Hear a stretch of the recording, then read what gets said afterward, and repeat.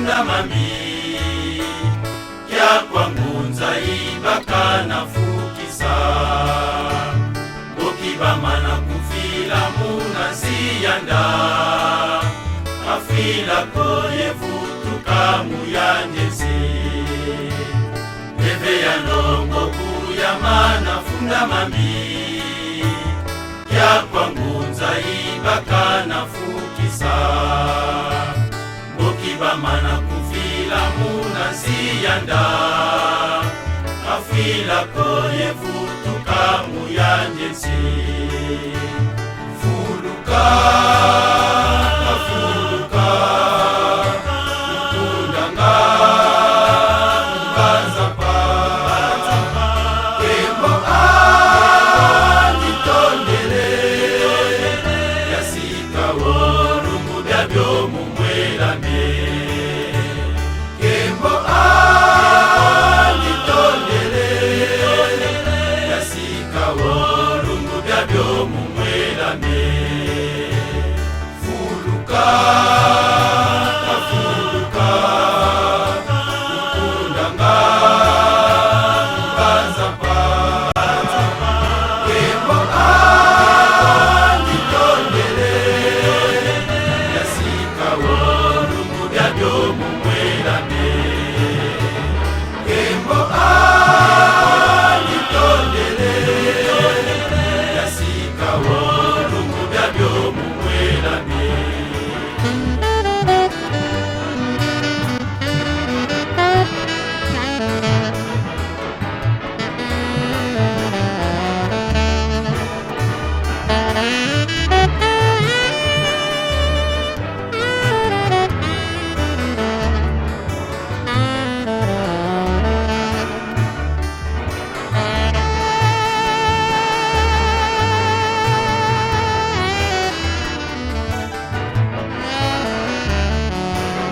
Ukikone pasi kuzamana okera wazambya moyo balombele lusajisu zamya umazibula maboloko muyerusalemi befundisibanga ukikone pasi kuzamana okera wazambya moyo balombele lusajisu zamya uwazibula maboloko muyerusalemi befundisibanga fuluka afuluka ukundanga mbanzapa kembo anditondele yasika wolungu byabyo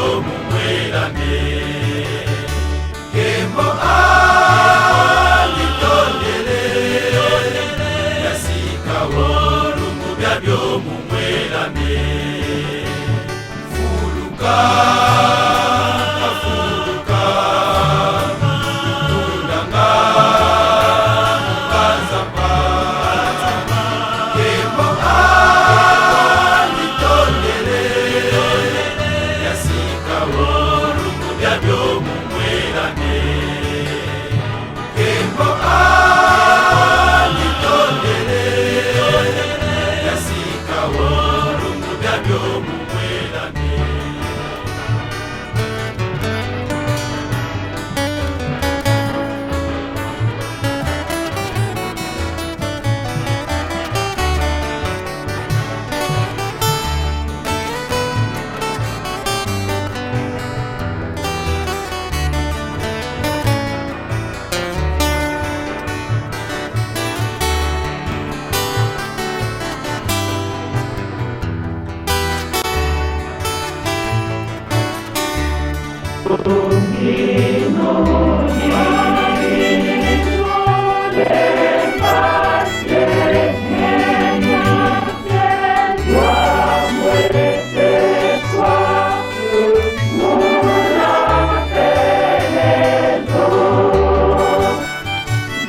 Sur les images, nous voyons la prison de Kasongo où le prophète Simon Kimbangu a séjourné 30 années durant. Et là, c'était la petite cellule de la prison de Kassongo. Et c'est après que vous verrez comment est-ce que le corps du prophète a été exhumé. Le prophète Simon Kimbangu, pour qui nous commémorons ce dimanche, puisque c'était le 12 octobre, c'était le mardi, le 31e anniversaire de sa mort odieuse, survenue en 1951 dans sa cellule de prisonnier à Lubumbashi, est né le 12 septembre 1887 en Kamba, dans la sous-région des Cataractes, région du Bas-Zaïre, de papa Kouyela et de maman Louésie. Le destin lui arracha très tôt ses parents et fut élevé par sa tante Kinzembo. Devenu adulte, il cultiva la terre aux côtés de son épouse, maman Mouilo Marie, avec qui il eut 3 fils dont sa grande Kisolokele, sa grande Dialungana et son Djangenda Kuntima.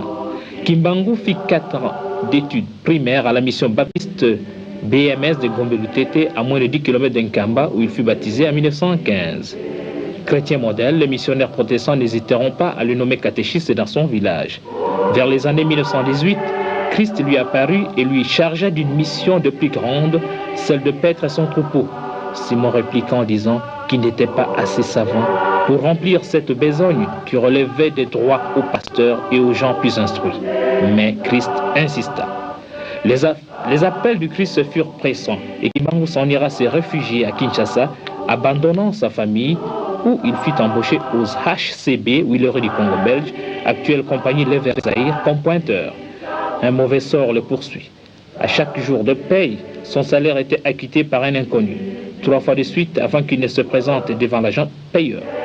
Christ, toujours lui, ordonna Kimbangu de regagner le village pour débuter sa mission. Chemin faisant, à Kazangulu, alors qu'il traversait la voie ferrée, les policiers Funfu lui arracha son maigre sachet qui contenait 3 poissons fumés et de la chikwang que les amis lui ont donné pour soulager sa chère épouse et ses 3 enfants restés au village. Au matin du 6 avril, Simon Kimbangu, alors qu'il s'en allait au marché de Nsona Kiyenzi, accompagné de son fils aîné Kisolokele, fut contraint par Christ de guérir Maman Kantondo, alors agonisante, en lui imposant les mains au nom du Christ. C'était un Kombe Kinsuka. Kimbangu se voit attirer des milliers de gens par son message de l'évangile et ses guérisons miraculeuses. Les gens croient en Dieu. Les fétiches sont jetés. Les paralytiques marchent. Les aveugles recouvrent la vue. Les morts ressuscitent. La foule sent la présence de Dieu parmi elles par l'action de Simon Kimbangu. Les morts se font rares. Les hôpitaux se vident au profit de Kimbangu. On sent et on a horreur à faire du mal. Ceci se passe au vu même des missionnaires et de l'administrateur Morel qui est descendu en Kamba le 11 mai 1921 pour mener l'enquête. C'est suite aux plaintes des missionnaires qui l'accuseront froidement d'incitation à la révolte et de xénophobes. Le 6 juin 1921, l'administrateur Morel descend en Kamba pour l'arrêter. Mais comme le moment n'était pas là, Simon disparaîtra miraculeusement des chaînes et s'en ira instruire les siens en Banzansanda à quelques heures de marche d'Nkamba. C'était le début de la clandestinité. Sentant son heure venue, Simon, suivi d'une foule nombreuse, regagnera triomphalement son village d'Nkamba dévasté et incendié par les soldats. Il sera arrêté le 12 octobre 1921 et condamné à mort par le jugement du 3 octobre du Conseil de guerre de Taysville.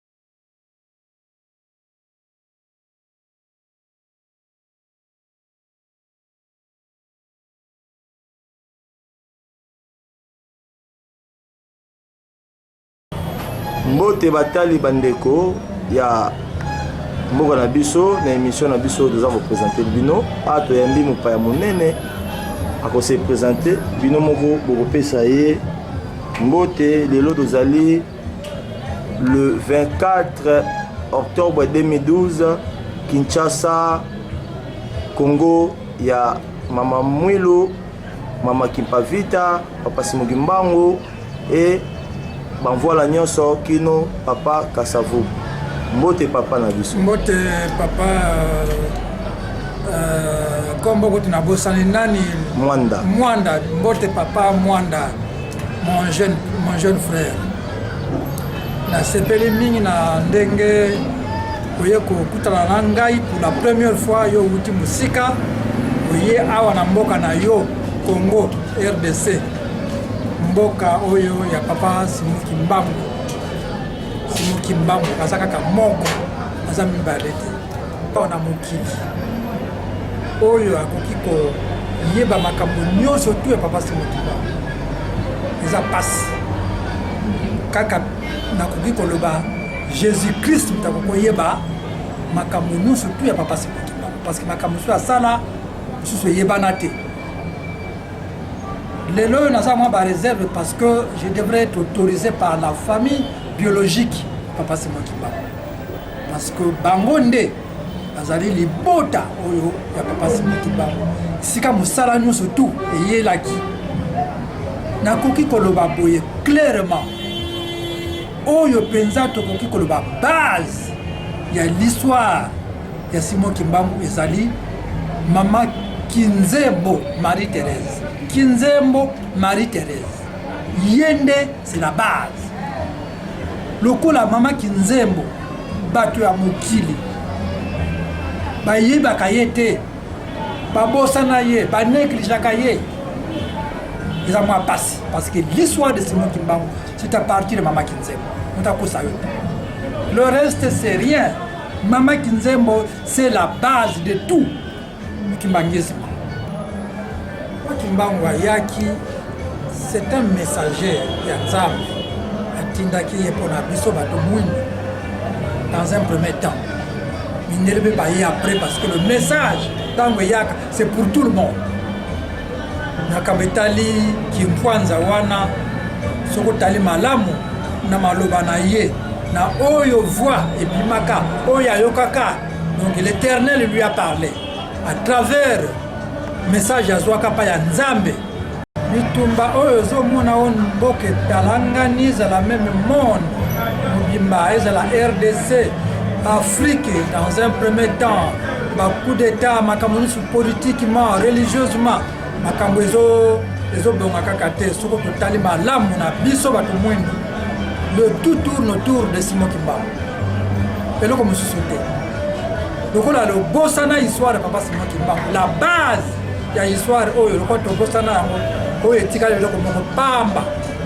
Donc tant que l'église kimbangiste dans l'ensemble eza na problème monde surtout oyo babengi mboka na biso ya Congo tokoki kozala na pete papa o affirma ngo confirma ngo na ndenge nini mpona bakimbangiste na yo moko mpe kimbangiste congolais oza na kati ya histoire congolais ozoloba yango na yo moko oyekolaki ngo na klasi to nani ayebisaki makambo ke Congo nde eza na pasi boye bapolitike bazondongwana bazokende ba États-Unis baoni ezokoka makambo te mais olobi tout autour tourne de papa Simoki Mbango siko po asala nini biso mpe tosala nini mpo kimia ezongela biso po biso tozala na kimia mboko ezala na kimia ezala na Afrique parce que mboko soki ekomi na kimia Afrique mobima ekomi na kimia même le monde.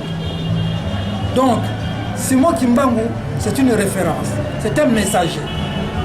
Donc soki oyo Nzambe atinda soki to négliger ye eza mwa passe. Nous risquons de connaître l'histoire ya ba juif et d'autres. Bilamba ya papa Simoki Mbango oyo tango azali kosalisa bato miracle oyo ezali komonana na tango azalaki na nkamba na tango 1921 bilamba wana ezali etikala pa ya libota na ye donc epa ya banankasi na ye papa Wisa ye mutu abombaka bilamba wana na croix tango akufaki na Lubumbashi ntango bakundaki ye likolo ya cercueil batiaka croix crucifix ntango bakana olongola nzoto na ye na bana na ye papa diangenda akamata croix wana bapisango na famille papa se motumbango ezali croix wana okomona yango na bilamba oyo atika na bilamba donc papa Georges yo oyebi place bilamba ngo ezali nayebi na croix wana na Kimbantseke na balabala wei numéro 34 donc bilamba ya papa Simon Kimbangu orezala na nkamba mozole eza na nkamba mais bilamba bakufana nango na ekuluzu ezali na Kimbantseke epai ya papa Wisa na balabala wei numéro 34 bon po bato bakende kotala papa Wisa fo basala nini mpona batala bilamba ya papa Simon Kimbangu botala yango bomona yango biloko ya 1921 ezali kaka voilà